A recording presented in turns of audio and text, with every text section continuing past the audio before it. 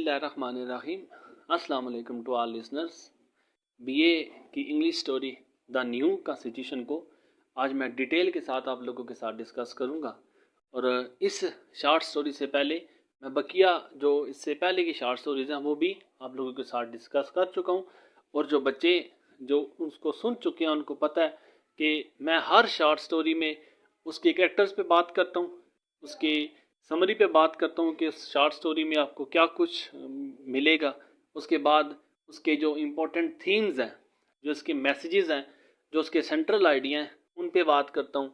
फिर इस short story या हर शॉर्ट स्टोरी से जो जो इम्पोर्टेंट क्वेश्चन जो यूनिवर्सिटी में पूछे गए हैं या यूनिवर्सिटी में जो पूछे जा सकते हैं उन सब पे बात करूँगा। उन सब क्वेश्चंस को मैं रेफ़र करूँगा, मैं रेफरेंस दूंगा, आपको जो समरी बताऊँगा और बाकायदा तौर पे आपको उनके सॉल्यूशंस भी दूंगा।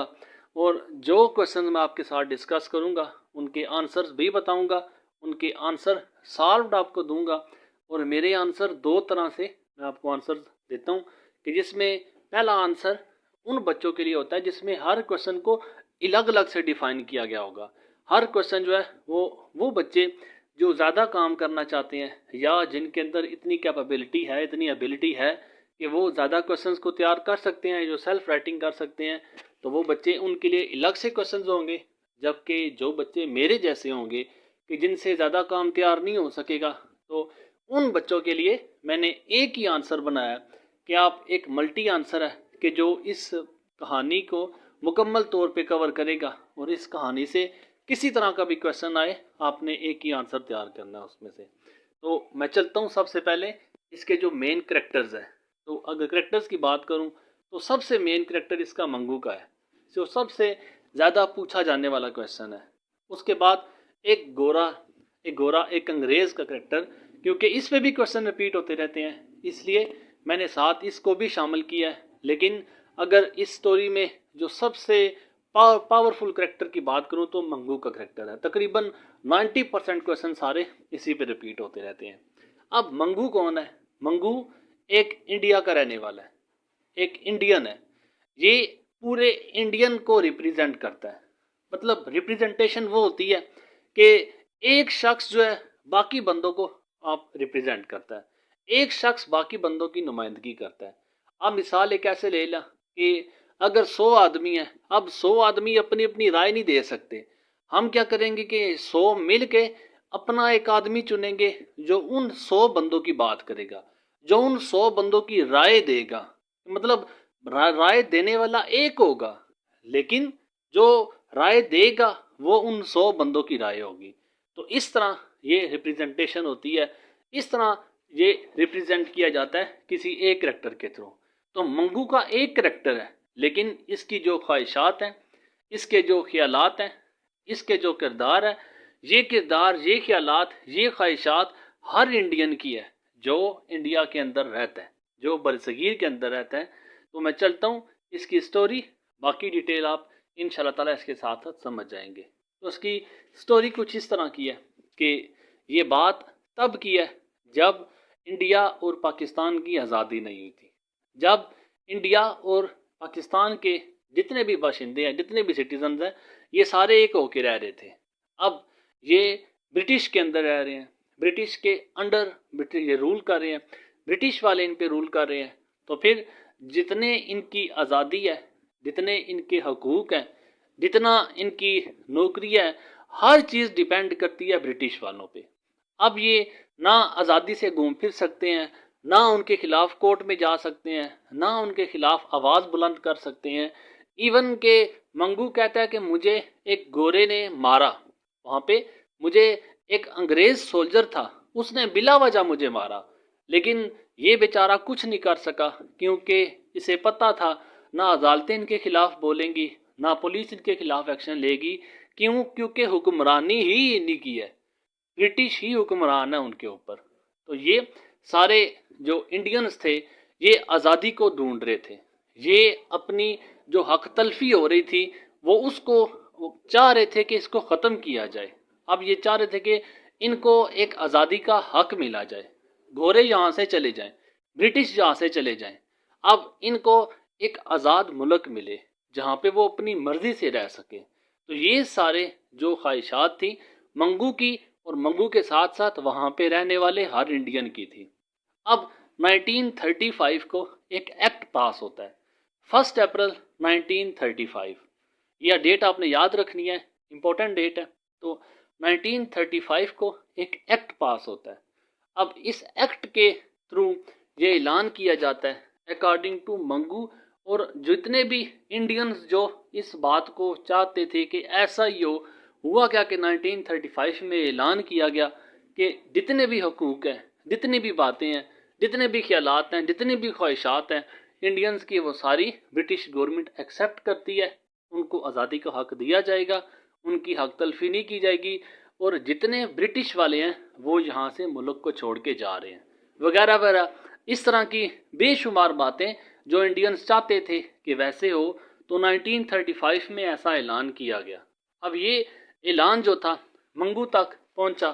اب یہ اعلان جو تھا، یہ منگو جو ایک ٹانگا والا تھا، جو ٹانگا چلاتا تھا، اب یہ صبح صبح کو نکلا، اسے پتہ چلا کہ آج 1 اپریل ہے 1935، اور یہ اعلان کیا گیا جو میں نے بھی آپ کو بتایا.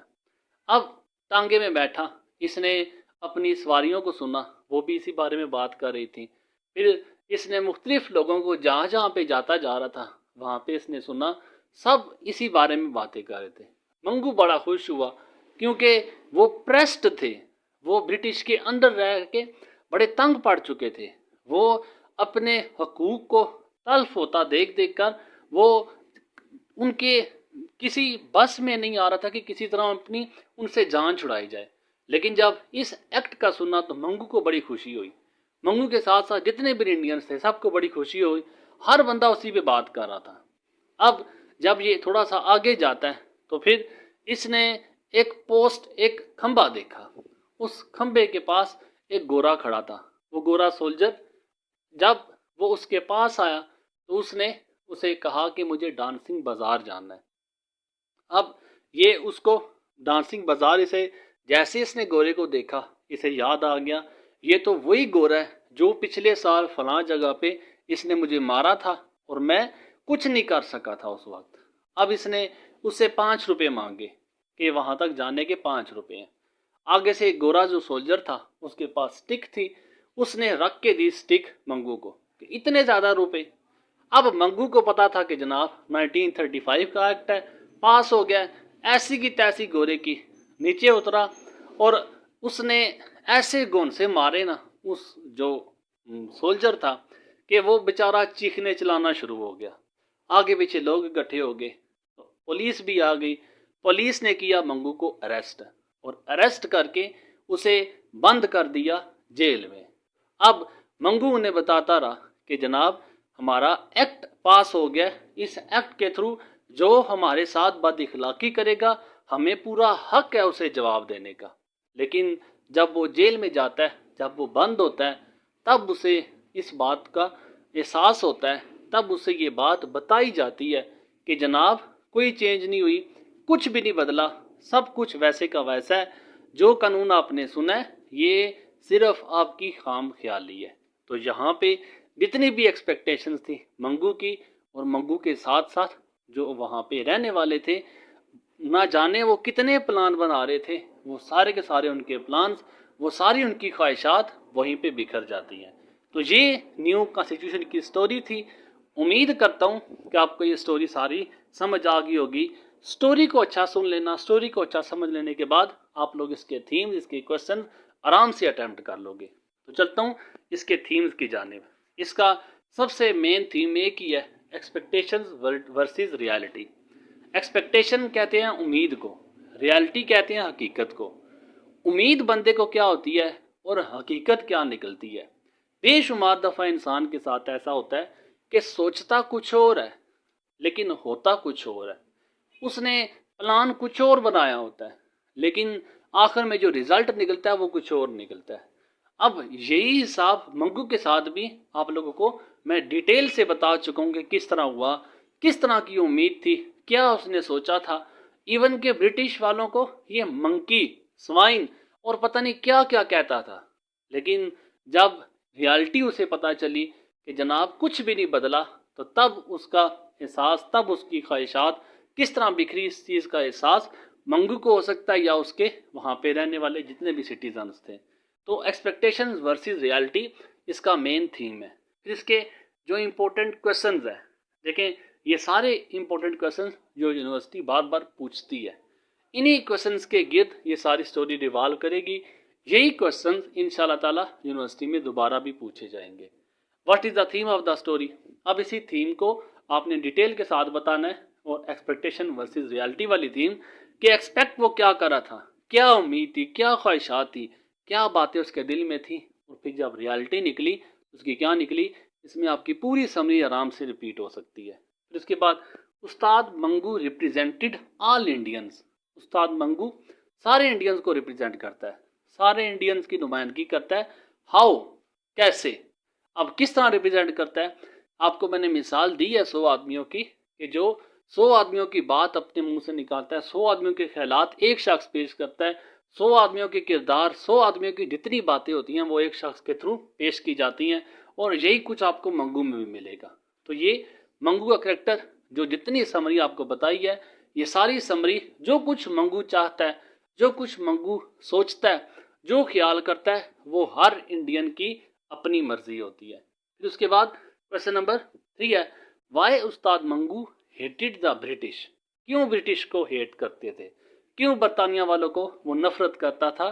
اس چیز کا جواب آپ کو بخوبی پتہ ہے کہ آپ دیکھ لیں، ایک شخص اگر آپ کو غلام بنا کے رکھتا ہے، ایک شخص کی مرضی کے مطابق آپ اپنی زندگی گزار رہے ہوتے ہو، تو آپ کیوں چاہو گے کہ وہ شخص میری جان چھوڑ دے، وہ شخص مجھ سے دور چلا جائے، اس شخص سے میں آزادی حاصل کر لوں؟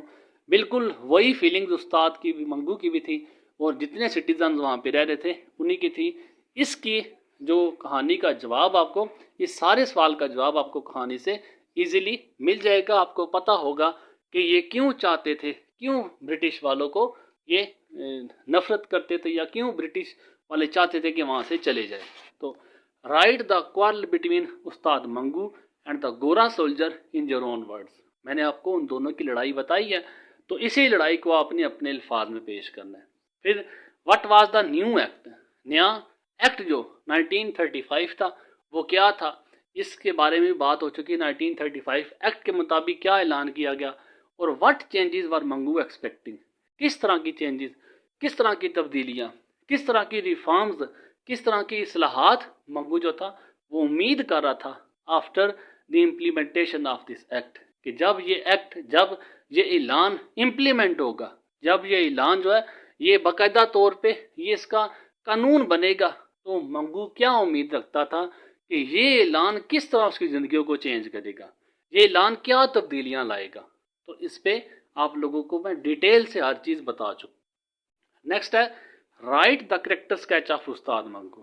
تو بات آتی ہے استاد منگو پہ، تو سب کچھ ہے ہی استاد منگو کے بارے میں ہے۔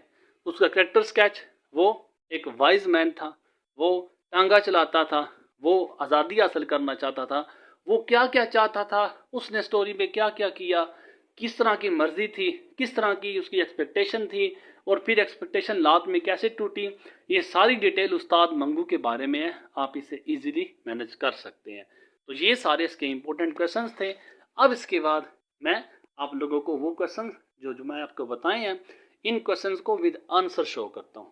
تو یہ سارے کویشچن نمبر 1 سے لے کر ود آنسر، وہ سارے کویشچنز آپ لوگوں کو دکھا رہا ہوں، اور میں نے آپ کو بتایا یہ کویشچنز 2 طرح کے ہیں۔ ایک ہر کویشچنز کو الگ الگ سے آنسر کے ساتھ آپ کو ملے گا، پھر اس کے بعد میں لاسٹ میں آپ لوگوں کو وہ آنسر دکھاؤں گا کہ جو آل ان ون ہوگا، اور وہ بچے جو زیادہ تیار نہیں کر سکتے وہ صرف اس کویشچن کو تیار کریں۔